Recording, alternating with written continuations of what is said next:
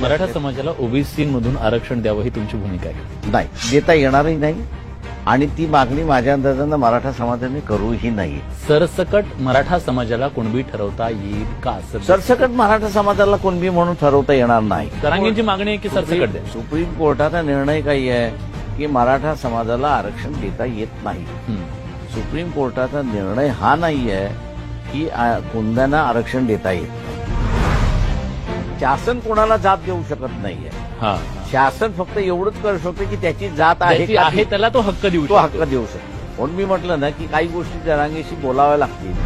जे एक्झामिन होऊन गेलेलं आहे त्याचा पुन्हा पुन्हा दाखला देता येणार.